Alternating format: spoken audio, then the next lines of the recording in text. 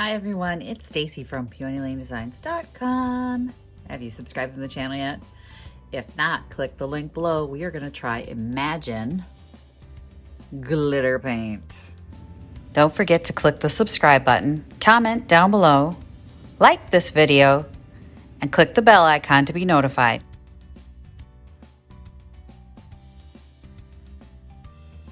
So, it is an extremely cold day in the workshop today. I'm in the she shop and a bunch of projects behind me that I gotta get done for the 100-day challenge, which has been going great. If you're not watching the daily vlogs on a regular basis, then you may not know about it, but I'm finishing so much stuff. But that's why I'm all bundled up in a sweater today, because it's cold in here today. But I wanted to try Imagine glitter paint. Now, my understanding is this gives you like this intense glitter effect and that it doesn't flake off. So it's almost like pre-mixing your glitter in your Mod Podge and putting it on your project. Now, I have not tried it before. I have not even opened this can, and when I shake it, nothing happens. So I don't know what it's gonna be like when I open it. You have to mix it. It says it can be used with a brush, a sprayer, a roller. Wow, really? Huh. And to use it in uniformly thin coats. Cleanup is soap and water, which I don't know how you feel about glitter going down your drain. I'm not a fan. I have a septic and I'm not a fan.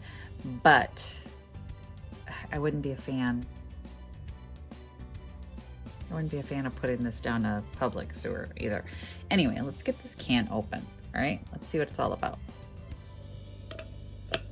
Okay, it's the first time I'm opening any glitter paint from Rust-Oleum.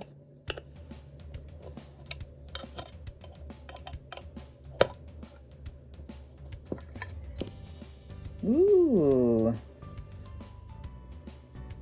It's glittery. That's a pretty color. Really, really pretty. So it looks like micro glitter in there. Yeah, definitely a micro glitter. I can't feel it at all on my finger. Just feels smooth. So it's not going to be too difficult to use, I don't think. I am going to mix it. It doesn't say to mix it, but I'm going to. Wow, that is pretty. I can't wait to see how this dries. It said you can paint it over white or a color. So for best results, to paint a base coat, and I'm going to paint two little hearts. So I've already missed Valentine's Day in the shop, but these will be ready for next year if I get this painted and coated with the glitter. So I did paint red. It's not the same color red. That's a little more of a deep red, but I did put a base coat of red on there. It's not perfect. Primed and painted some raw wood, and we're gonna try it on that. And we're gonna start with a few light colors.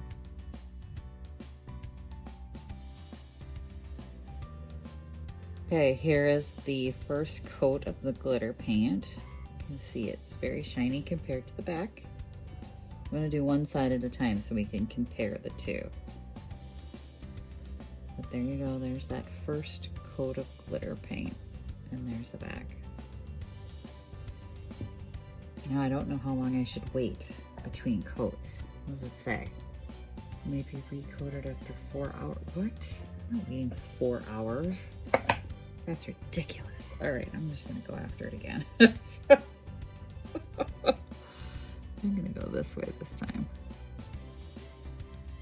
All right, so maybe I do have to wait 4 hours between coats.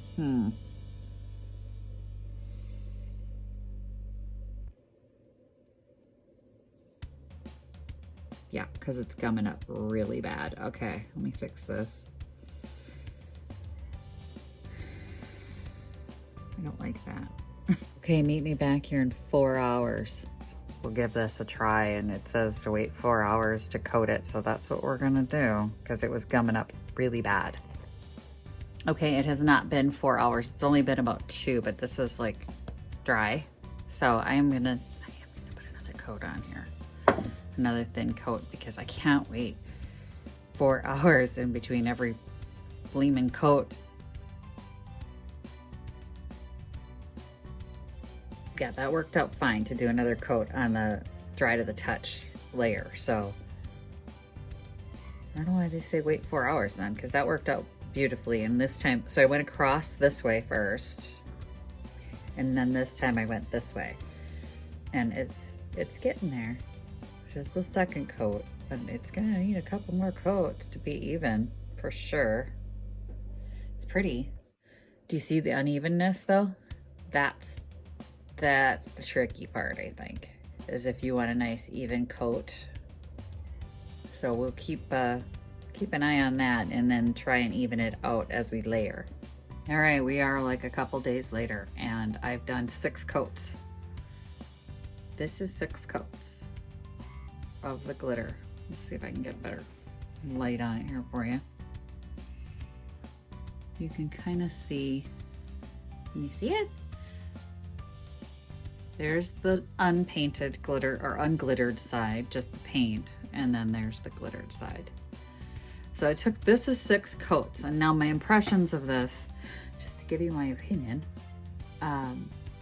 it's not easy to work with, and I'll explain that, because if you get any sort of, what I did was I just did a cross first, then I went down, and then I went at an angle and an angle the other direction. And then when I read the directions, because I was trying to fill in like the brush lines, and that's just a technique that I've learned over years. And then I read the directions and it says that's what you're supposed to do. So that's awesome.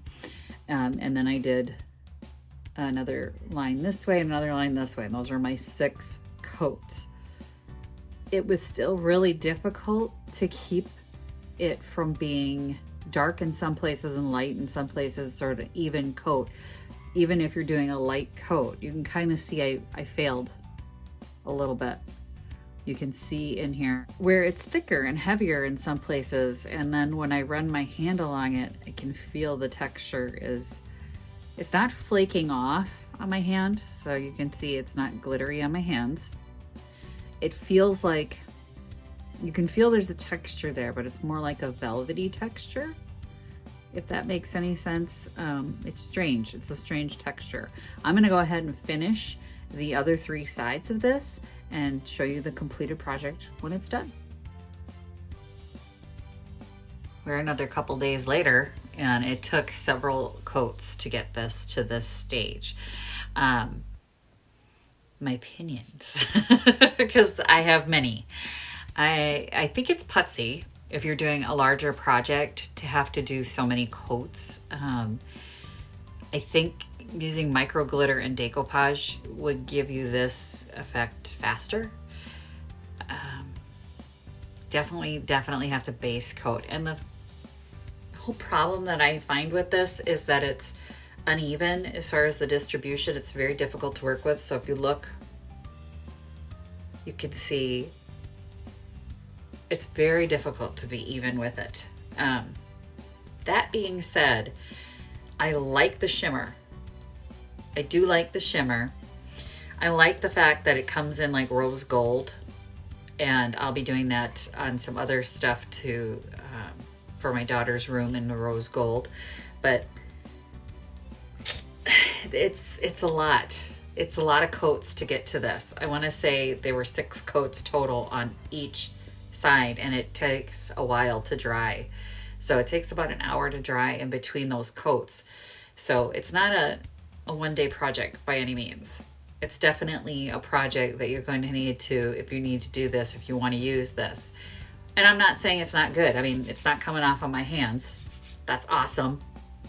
It's not flaking off. There's no glitter everywhere in my shop right now, which that's so awesome. I don't love glitter everywhere. So as far as, you know, putting glitter on things and not coming off, it works great. I'm pretty impressed with that, because it's just difficult to work with and time consuming. So I do find the streaking, I mean, look at the top. it clumps because it dries. Here's the thing, it dries slow, but it gets sticky like right away and starts to clump. And you probably saw that while I was picking at it. If you go back over it, which I wanted to do to even out spaces that were uneven, so like, you know, if you overlap a brush mark, I went back to try and fix that and it was already clumping. So then it became a problem, and I'm one of those people that, yes, I go back over trying to even out my brush strokes, and that's where the clumping came in. So all those clumps are, you can't do anything about it. Once it's there, if you start picking at it, it gets worse. So I'm not a huge fan of that, but I do like the micro glitter and then it's not coming off. I mean, I wish it was way easier to work with, but it gives you that shine. And if you can successfully get it on an even coat, I'm doing this so you can see the shine. If you can successfully get an even coat from it, you're gonna like it. I mean, it gives you that look that you want. It's definitely not like glitter tumbler glitter. So it doesn't have a resin finish to it. It has a textured finish to it, which I kind of wanted the resin feel. The glitter resin. I guess it's just expectations. Like when I do Mod Podge and glitter mixed together and I coat things, I don't have the texture like this. So the texture's just different. It's just different. It's not bad, it's not good, it's just different. So it's my expectations versus the reality of what the product is. And that's why you try new products, right? So you can tell if you're gonna like it. That's why you get the small can first. What's nice is, unlike the glitter spray, so they have the intense glitter spray, that clogs up like the instant you use it. You can never use the whole can, I swear, unless you had everything laid out, like multiple pieces laid out. You'll never get through a whole can of that glitter spray. I've used it in the past, and no matter what I do, that nozzle clogs.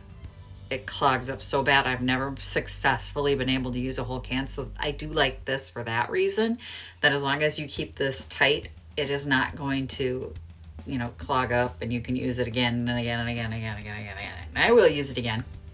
I'll use it again. I just know now what to expect. And I know that I can't go over my brush strokes, so I have to be very, very meticulous with how I lay out. I'm not successful at that. I'll be honest. That's not my strong point. I mean, I'm probably going to try and roll this the next time I try this product, or next time I use this product, just because I think then I could get a more even, consistent coat, if that makes sense. So it's worth trying. It's worth trying if you want to do a glitter project. Just be aware that you cannot go back over those brush strokes. You're gonna get this clumping. You'll get the clumping. See where and you could see my brush strokes where I tried to go back over them. So I mean, it's not that pretty, honestly, when that happens. So it does get sticky fast, and you can see all the little brush strokes there. So, you know, be aware of that can happen. And hopefully you are better at that putsy stuff than I am. Thanks for watching, everyone. If you like this video, don't forget to give it a thumbs up. If you haven't yet subscribed to the channel, please click the links below and click the bell icon to be notified. And if you want to get your Happy Junkin, Junkin Buddy, or Super Junker t-shirts, and I also had the You Had Me at Junkin, those links are available below. It supports me. It supports this channel. I am grateful to everyone who's already gotten their shirts. I appreciate it. It helps me continue doing videos where I can try new products. So I pay for these out of my pocket. Nobody's sending me these for free. So I've got a bunch of new tutorials coming up, a bunch of new products to try. I've got a whole Amazon list started of things I want to try, and I'm so excited. Some of them I can't wait to try and show you guys. So thanks for watching, everyone. Happy Junkin. Bye. Visit my blog, peonylanedesigns.com, for more tips, tricks, and inspiration. Thanks for watching, everyone. If you like this video, please give it a big thumbs up. Don't forget to subscribe and click the bell icon so you'll be notified of new videos. I post every week DIY tutorials and, of course, more Junkin videos.